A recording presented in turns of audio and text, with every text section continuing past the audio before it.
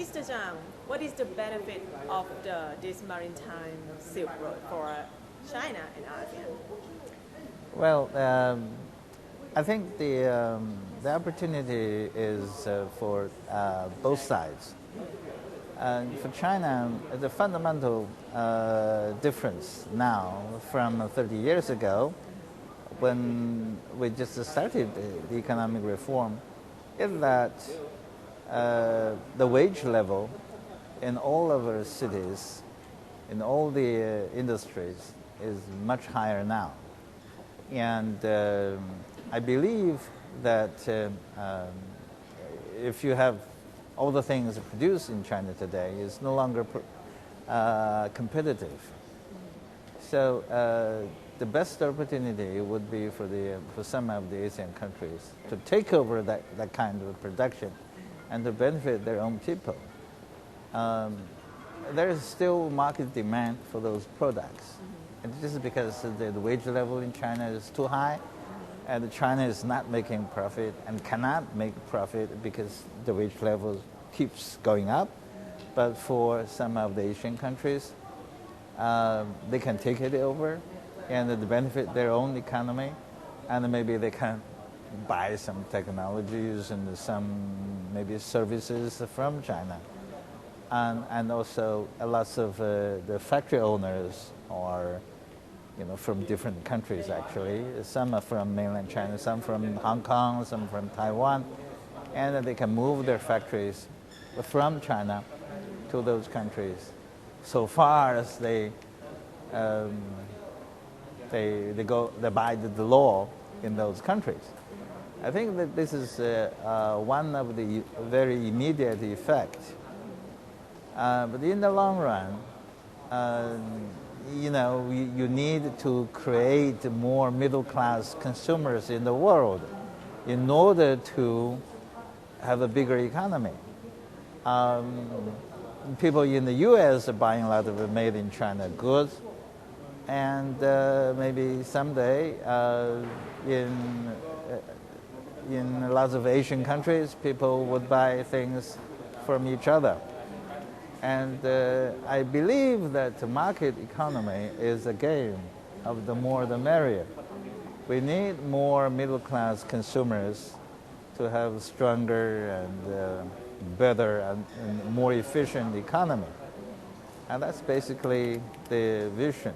Of course, it's my own explanation. I think with or without a government proposal or an initiative of the so-called Maritime Silk Road, China's economy is moving toward that direction. And there's more and more integration with the neighboring countries. And in fact, we are already experiencing a lot of change. Perhaps I mentioned the trade of durian fruit to some friends. Because when I grew up in North China, we know nothing about it. We don't know the fruit in the world which is called durian. But now so many Chinese become attracted to that fruit. I mean, it's so amazing. This is a number of years. It's less than 1 decade. The durian fruit has conquered so many consumers in China. It's an amazing phenomenon, Maybe something, the Malaysian restaurant, we have it in China now, in Beijing. We have a Malaysian restaurant, Indonesian restaurant, Vietnamese restaurants. They're so popular. And the Thai restaurant, Dong Yin Kong soup, is so popular because in China, in the winter time, it's so cold. Right. Having a bowl of Dong Yin Kong soup is like, oh, this is so comfortable. Things change so fast. But that's just, that's not a big deal. This is just a tiny little amount of money. But the economy is a game that you add every little amount of money, and then you have a bigger economy, right? Yeah. So, when you're talking about this kind of initiative, mostly you're focusing on the economy, Yeah. focusing on the trading together, and how this initiative would go to the people, to the social, in the pillar of people to people. People to people, it's not just economy is not just a number of games. Economy is partly people to people kind of people to people relationship. If the Chinese people, for instance, the Dongyinggong soup is so popular in China, and of course people would remember where it comes from, you know. Yeah. And also lots of people when they visit Thailand, they will bring back the stuff to make Dongyinggong soup and they sell on the internet in China. Or maybe there's something that the Thai people would like to have more from China, and we can also have that on, in e-commerce. Then you have e-commerce, and then you have people who run those shops on e-shops individually, and they can support their family, and they can support the kids to go to school, and also, for lots of Chinese housewives to redevelop recipes from Thailand. Oh, really? Yeah. Wow. Yeah. Sounds good. That would be interesting. In Asia, people are actually very intimate to each other, because for historical reasons. Then we can have further development in that kind of relationship.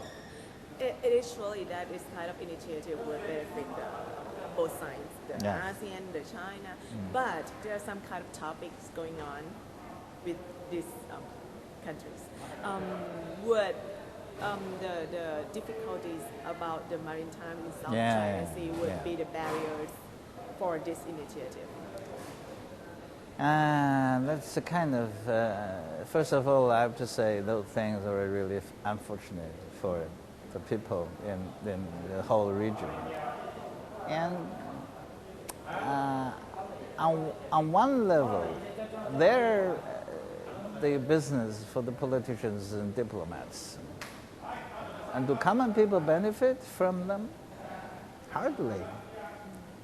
Having one more island or having one less island, or, it's presumed there's a lot of oil and gas under the sea. But, in the future, maybe we have more shale gas.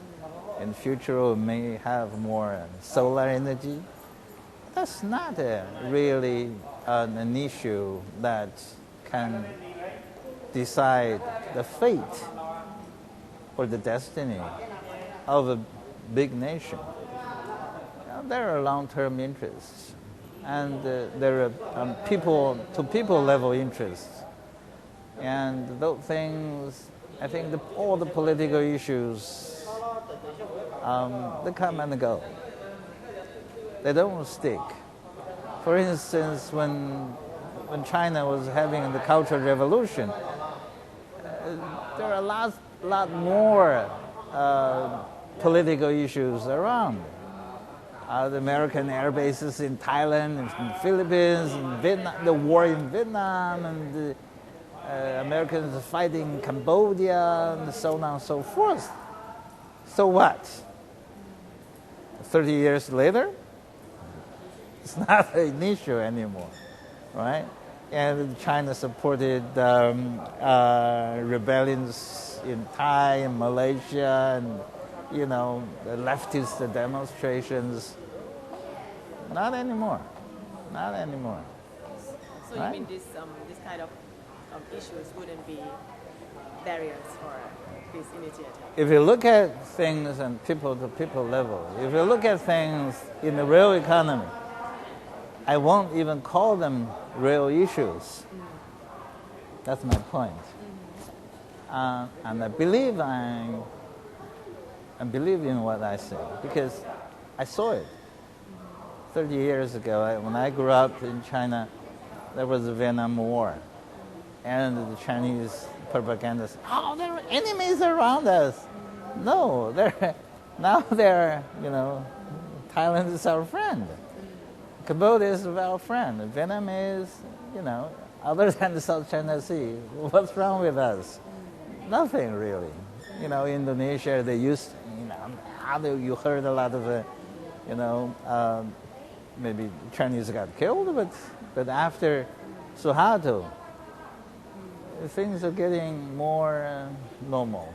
So what are the challenges for this initiative? I think whether or not you have any immediate increase or decrease in mutual benefit, the direction is good. The direction is about doing business. The direction is about making friends.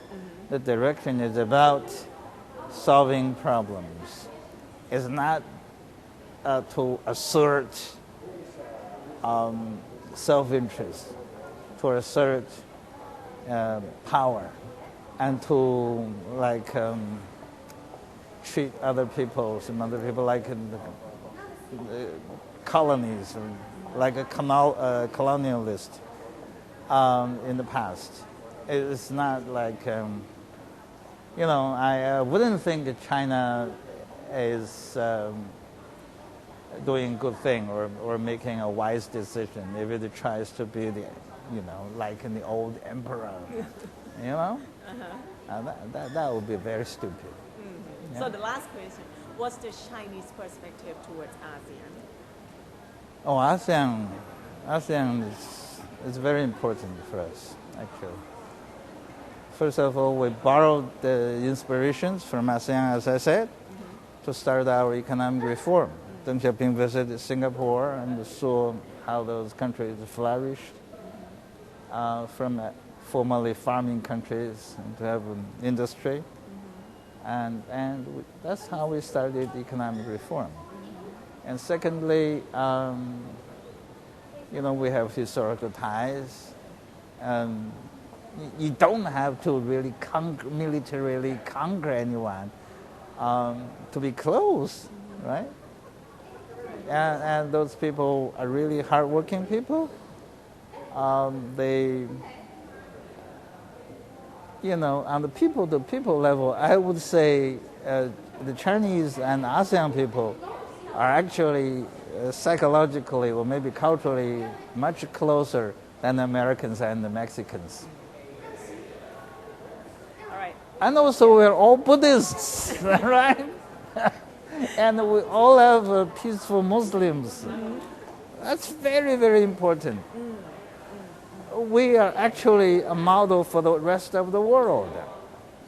People with different religions, believers and non-believers, whatever background they come from, they can live together, they can do business, or maybe they can have intermarriage, and they can have one country. Right? All right. Thank you so much. Thank you. Can I take that? Oh, okay. I have no intention to. ได้ค่ะข้างในยังอยู่หนู Thank you. You're leaving, huh? Yeah, I'm leaving.